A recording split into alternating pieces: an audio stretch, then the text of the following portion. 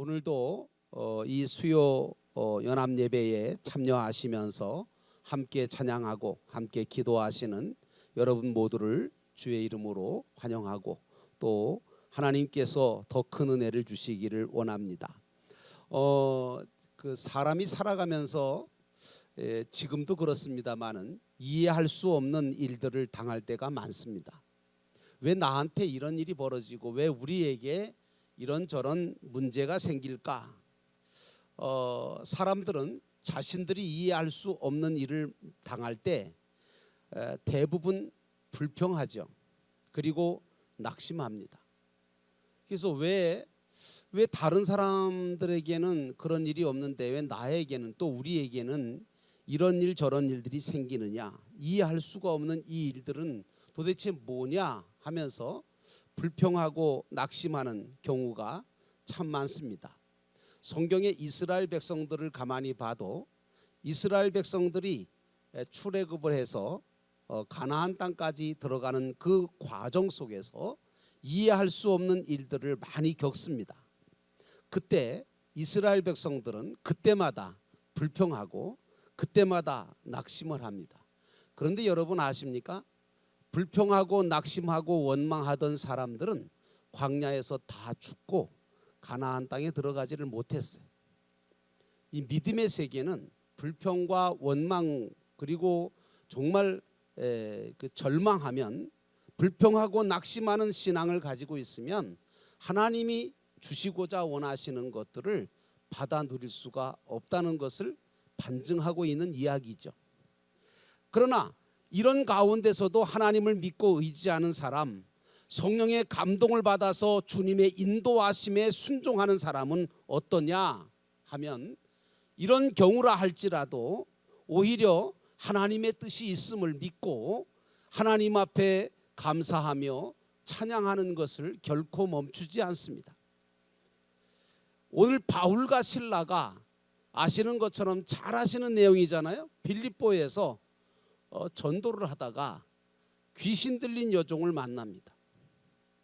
귀신 들렸다라고 하는 게 꼭 이렇게 정신적으로 문제가 생겼다 그 얘기가 아니라 사실은 인간다운 모습을 갖추지 못하고 하나님 앞에서 하나님이 창조해 주신 그 인간의 아주 기본적인 모습들을 그 형상과 모양을 다 잃어버린 것을 가리켜서 귀신 들렸다라고 얘기할 수 있어요.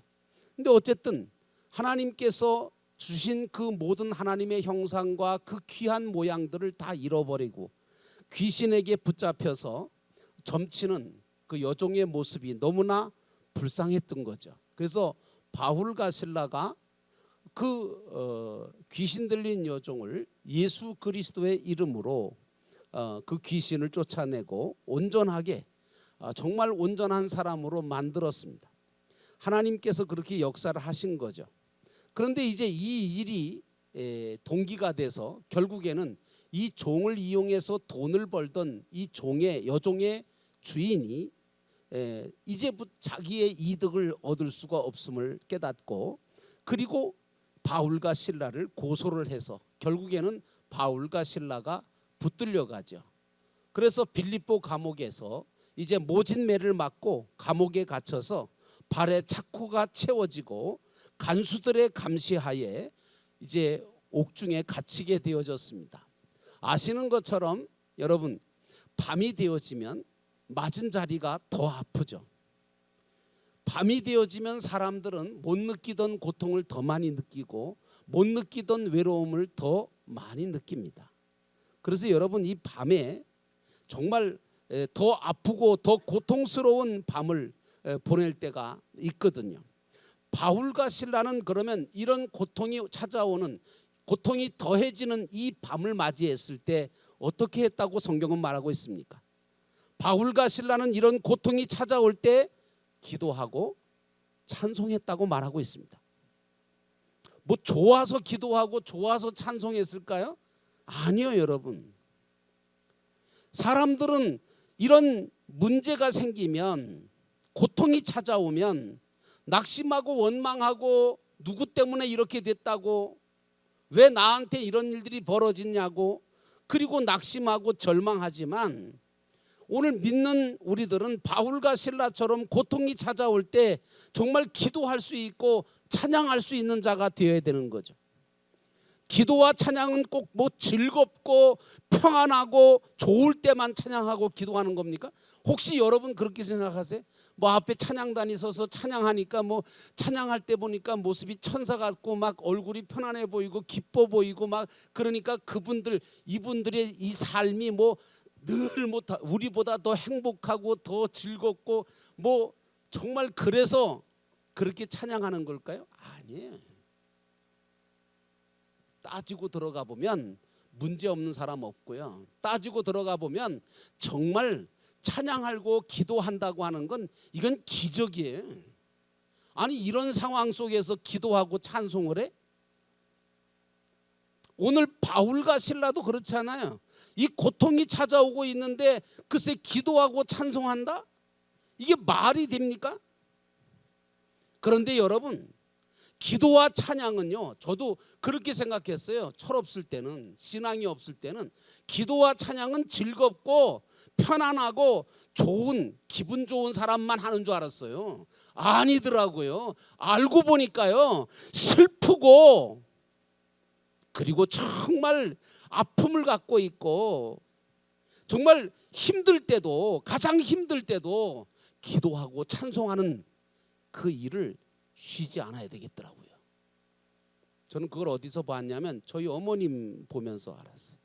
어머님이 참 어려운 삶을 사시면서도 늘 찬송했어요. 그래 우리 어머니 찬송했던 게 그거예요. 늘 찬송하면서 주께도 나가기 원합니다. 난 그래서 좋아서 찬송 부르는 줄 알았어요. 눈물을 흘리시면서 찬송 부르던 거예요. 이제 보니까, 이제 와서 그때 우리 어머니가 좋아서 기뻐서 편안해서 부르신 게 아니구나. 우리 믿는 기독교인들은요, 깊은 감옥 속에서도 그 고통의 처절한 상태 가운데서도 기도와 찬송을 쉬지 아니하는 거예요. 여러분, 내가 편안하고 좋아서만, 즐거워서만 찬양하는 거 아니에요. 슬프고 아프고 힘들어도 하나님 앞에 기도하고 찬양하다 보면 하나님께서 그 모든 것들을 바꿔주시는 줄로 믿습니다. 그래서 슬픔이 또 아픔이, 그 고통이 다 사라지게 되고 그것이 오히려 은혜가 되어지는 역사가 일어나죠. 그래서 한밤중에 깊은 감옥 속에서 이 바울과 실라가 드리는 기도와 찬송 소리가 그 감옥 전부에 울려 퍼지게 되어지니까 역사가 일어나기 시작을 합니다. 놀라운 건요, 저도 이제 이렇게 음악을 참 좋아해서 찬양도 좋아하고 그래서 찬양을 해보니까 그 찬양을 하고 기도하는 것은요, 그건 자기만을 위해서가 아니다라고, 나를 변화시킬 뿐만 아니라 내가 기도하고 내가 찬송할 때 나뿐만 아니라 내 가까이에 있는 사람, 내 주변에 있는 사람들이 변하더라. 같이 변하더라는 거예요. 그래서 여러분, 한밤중에 깊은 감옥 속에 기도와 찬송 소리가 울려 퍼지니까 그 옥중에 역사가 일어납니다. 지진이 일어나죠. 옥토가 흔들리죠. 옥문이 다 열리죠. 죄수들의 손목에 발목에 묶였던 사슬들이 풀어져 나갑니다. 여러분들 스스로에게 묶여있는 사슬들이 풀어지기를 원합니까? 찬송하고 기도하십시오. 그 길밖에 없습니다. 다른 방법이 있으실까요? 술포 마신다고 그게 해결될까요? 마약한다고 될까요? 아니요, 되지 않아요. 기도와 찬송할 때 그 모든 것이 묶였던 사슬이 풀려지는 역사가 일어나는 줄로 믿습니다. 왜? 기도와 찬송에는 하나님의 능력의 역사가 따르기 때문입니다.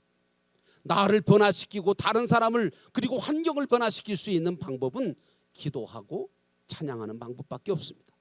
이렇게 감옥 전체가 이 정말 바울과 실라가 찬송하고 기도하는 가운데 역사가 일어나니까 감옥 전체가 흔들리고 뒤집혔지 않습니까? 그러니까 간수가 자다가 깨었습니다. 깜짝 놀라서 깨어나서 이제 옥문이 다 열리고 보니까 뭐 죄수들도 다 착고가 풀어졌지. 그러니까 죄수들이 다 도망친 줄 알고 어차피 나 이것 때문에 문책을 당하고 이것 때문에 내가 사형당할 것이 뻔한데 그렇게 불명예스럽게 그렇게 수치스럽게 죽을 바에야 차라리 여기서 죽어야 되겠다 해서 칼을 빼들어서 자기가 자결하려고 하잖아요. 그때 사도 바울이 크게 소리를 지릅니다. 우리가 다 여기 있습니다. 당신 몸을 상하게 하지 마시오. 이 말을 들은 간수가 얼마나 놀랬겠어요.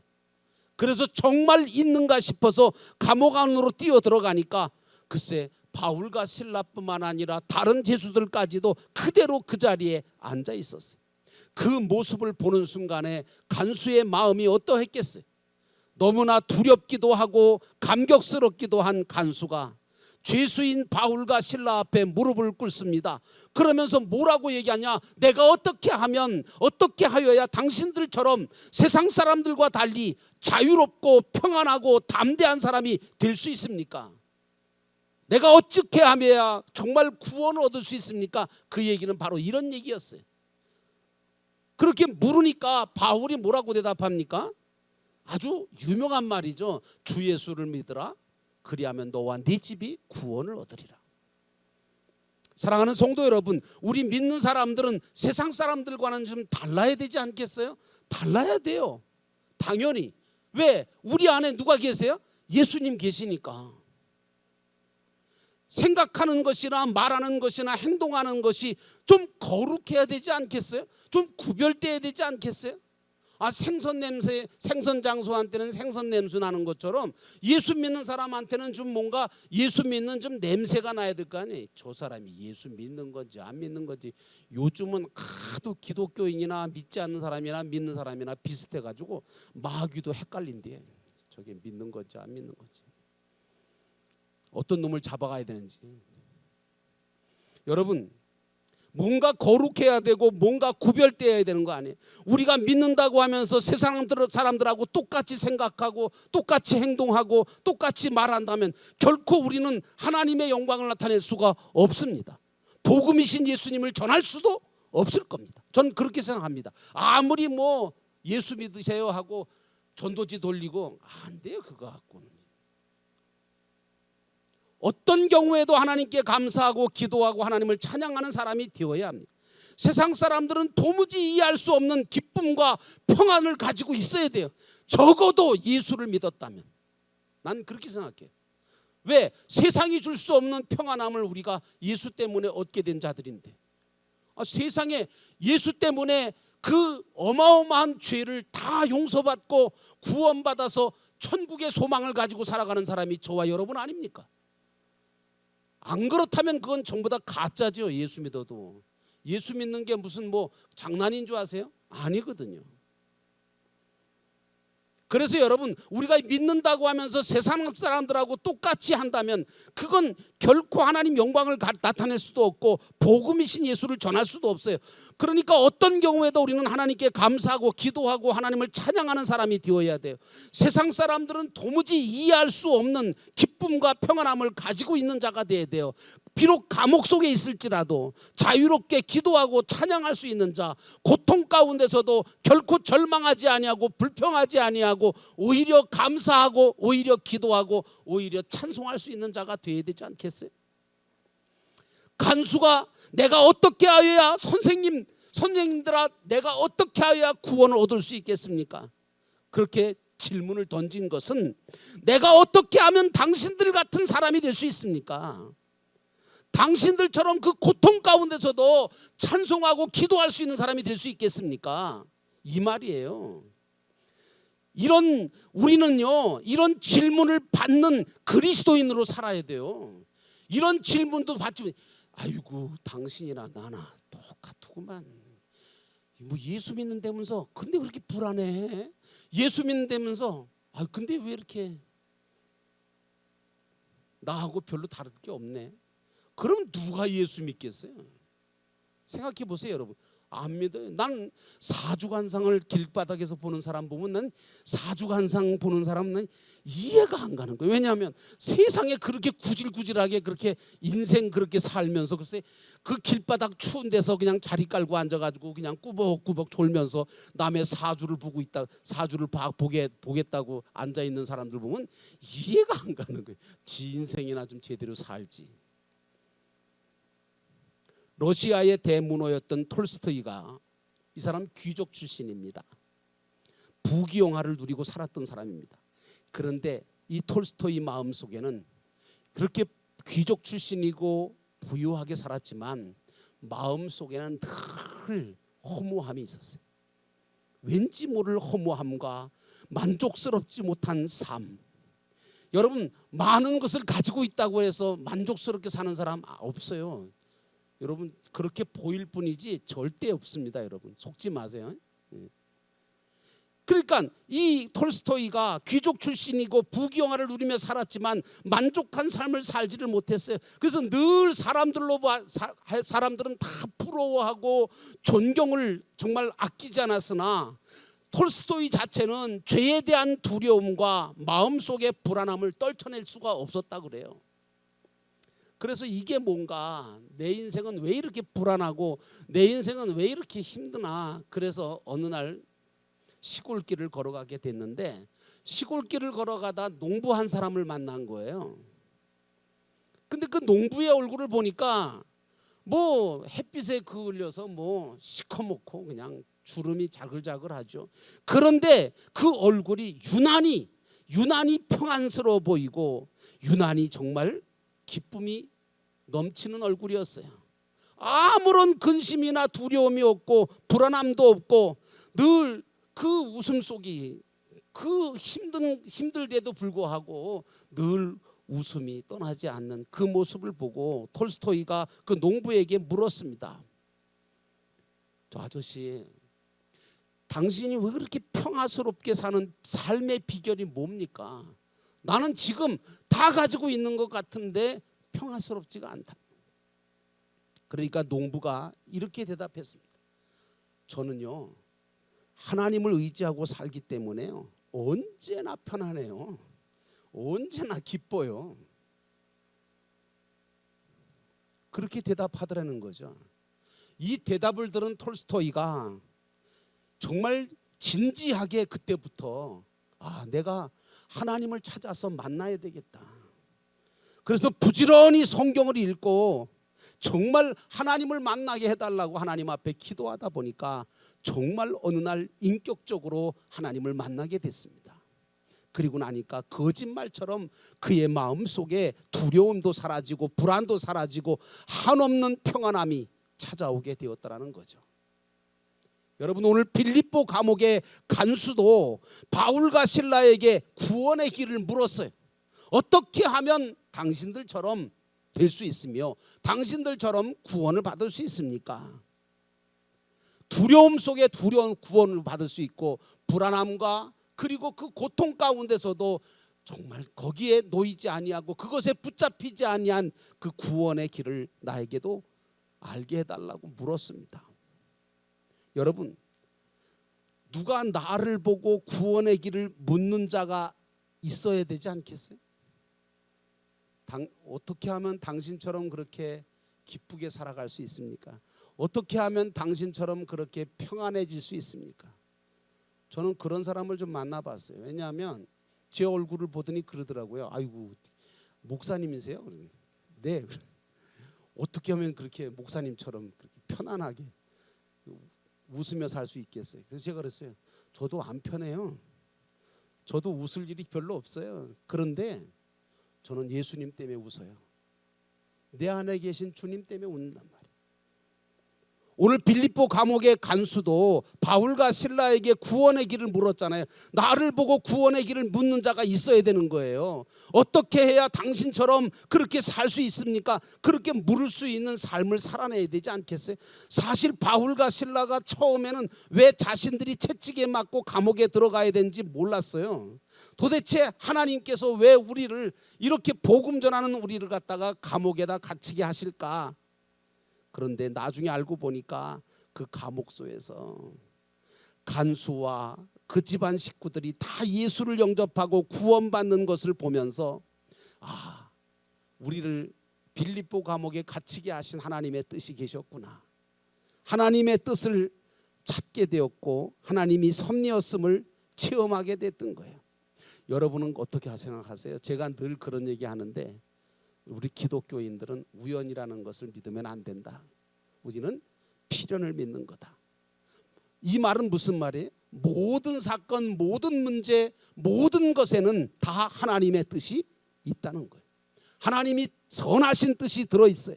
이걸 믿어야 돼요. 주 예수를 믿으라라고 하는 말은 여러 가지 모든 문제의 답이 예수 그리스도에게 있다고 하는 것을 말해주고 있어요.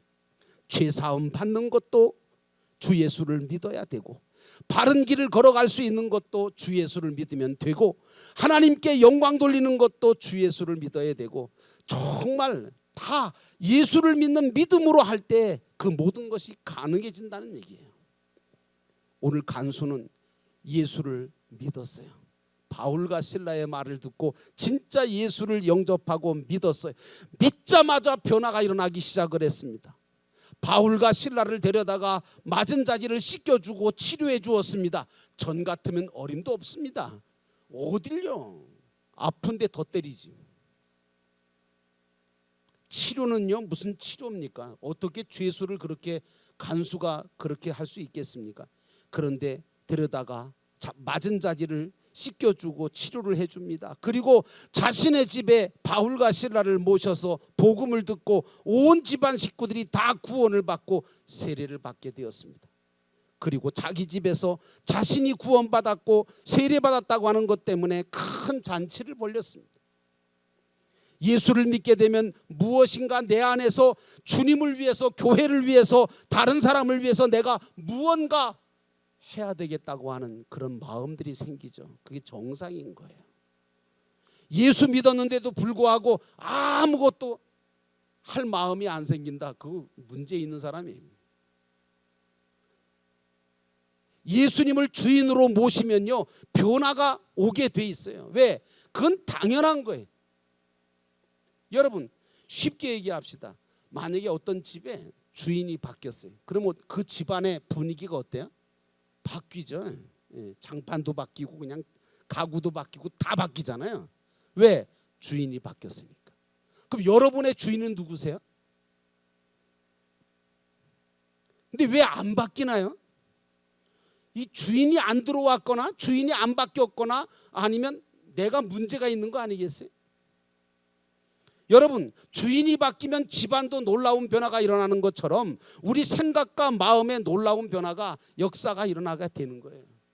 정말 먼저는 예수를 믿으면요, 저는 그렇게 생각해요. 예수 믿는 사람은 얼굴색이 바뀌는 것 같아요. 예수 안 믿고 다른 종교를 믿거나 이런 사람들 이렇게 내 얼굴을 유심히 보거든요. 저는 관상 보는 사람은 아닌데 얼굴을 이렇게 보면 참 예수 믿는 사람의 얼굴은 어쩌면 그렇게 다른지, 색깔이 달라요. 색깔이. 세상 사람들 얘기하는 건 때깔이 다르다고 그러죠. 색깔이 다르더라고요. 예수 믿으면요, 얼굴색이 바뀝니다. 표정도 바뀌고 말도 바뀌고 생활도 바뀌고 다 변화되는 거죠. 계획도 변하고 취미도 변하고 친구도 변하고 뿐만 아니라 음성까지 변하고 정말 노래도 바뀌죠. 유행가 부르던 사람이 찬송가만 부르잖아요. 노래도 바뀌어요. 심지어는 운전하는 습관도 바뀌어요. 내가 어떤 사람 보니까요, 운전할 때 진짜 개판인 사람이 있었는데 예수 믿고 나더니 야, 이 운전이 얼마나 얌전해졌는지 고급져졌더라고요. 이 목회를 하면서 제가 발견한 두 가지가 있어요. 그게 뭐냐면 이 두 가지 변하지 않는 사실이 하나 있는데, 그 중에 하나는 뭐냐면 사람이 참 변하기 힘들구나. 사람은 참 변하기 어렵다라고 하는 그런 정말 그 사실을 발견하게 됐어요. 왜냐? 오랫동안 예수를 믿었어. 수십 년 예수 믿었대. 몇 대를 걸쳐서 예수를 믿었대. 그런데 전혀 변화가 없는 사람이 있더라고요. 그런 사람이 있더라니까요. 여러분도 못 만나보셨어요? 난 많이 만나봤는데 오래 예수 믿었는데도 전혀 변화가 없는 사람이 있어요. 설교를 그렇게 많이 듣고 기도를 그렇게 많이 하고 찬송을 그렇게 많이 했는데도 그 모습 그대로 변화가 없는 사람들이 있더라니까요. 기독교는 변화의 종교인데 변화가 없어요. 난 그런 사람에겐 진짜 물어보고 싶고 진짜 하고 싶은 게 있냐면요, 진정 그 사람의 속에는 진정 그 사람은 예수님을 영접했는지 안 했는지, 믿었는지, 믿고 있는지 아니면 안 믿는 건지 그거 묻고 싶어요. 난 그래서요, 정말 예수 영접하는 걸 다시 했으면 좋겠어요. 장로님들부터 시작해서 전부 다 다시 했으면 좋겠어요. 진짜 예수를 영접하고 있는 건지. 가짜가 너무 많더라고요. 목사요? 가짜가 얼마나 많은데. 평수도가 문제가 아니에요 지금요. 예수를 진짜 영접한 사람인지 아닌지 의심스러운 사람이 너무 많은 거예요. 변화가 안 돼요 보니까. 또 하나 놀라운 발견 하나를 했는데 그게 뭐냐면 어떤 사람은요 어느 날 갑자기 확 바뀌는 사람이 있더라니까요. 내가 아까 말씀드렸죠. 안 바뀌는 사람이 잘 안 바뀌더라라고 하는 말씀을 드렸는데 반대로요. 제가 목회를 해보니까 하루아침에 확 바뀌는 사람이 있더라고요. 이거 누가 바꾸는 거예요? 내가 안 바꾸는 거예요. 제가 무슨 능력이 있어서 바꿔요. 그런데 어느 날 갑자기 변화가 돼요. 알고 보니까 예수를 진짜 믿은 거예요. 전혀 변할 것 같지 않고 전혀 믿을 것 같지 않던 분이 예수를 믿었어요. 전혀 새로운 사람이 되더라고요. 야, 기적이더라고요 진짜. 그래서 제가 그때부터 얘기했던 게 뭐냐면 사람이 바뀌는 게 기적이다. 가장 큰 기적은 사람이 바뀌는 거다. 근데 그 기적은 누가 일으키냐? 하나님이 하시더라고요. 예수 그리스도가 들어와야 그게 가능해지더라고요. 그러므로 주 예수를 믿는 것이 굉장히 중요한 거예요. 주 예수를 믿으라 그리하면 너와 내 집이 구원 얻으리라. 이 말은 변화가 있을 거라는 얘기예요. 나의 허물 때문에 빌라도의 뜰에서 조롱과 멸시와 천대를 받으신 예수님을 믿어야 돼요. 그래야 바뀌어요. 나의 죄 때문에 무거운 십자가를 지고 갈보리 언덕을 올라가서 십자가에 매달려 죽으신 예수님을 믿어야 변화가 돼요. 그렇지 않으면 변화 안 돼요. 십자가 위에서 철철 피 흘리신 그 보배로운 피를 우리 죄를 깨끗이 씻어주신 예수님을 믿어야, 그래야 죄인이 의인이 되고 그래야 뭔가 바뀌지 않겠어요? 나에게 영생을 주시려고 그것을 믿고 소망 중에 살게 하시려고 날마다 부활의 감격을 누리게 하시고 3일 만에 부활하신 그 예수님, 나에게 부활의 소망을 주시려고 정말 부활하신 그 예수님을 믿어야지 되지 않겠어요? 우리의 영원한 처소를 마련하려고 하늘로 올라가신 그 예수를 믿어야 저 영원한 천국의 소망을 분명히 가지고 기다릴 줄 알잖아요. 그리고 영생의 길로 우리를 인도하시려고 다시 오실 우리 주 예수 그리스도를 믿을 때 마라나타의 재림신앙이 우리 가운데 있는 거겠죠. 자, 이제 예수 그리스도를 믿어야 될 이유가 분명해졌습니다. 예수 그리스도를 영접하고 그 예수 그리스도가 우리 안에 들어와서 일으키는 그 변화를 경험하고 그 변화된 모습을 통해서 하나님께 영광 돌리고 또 많은 사람들에게 복음을 전할 수 있는 저와 여러분 되시기를 주의 이름으로 축원합니다.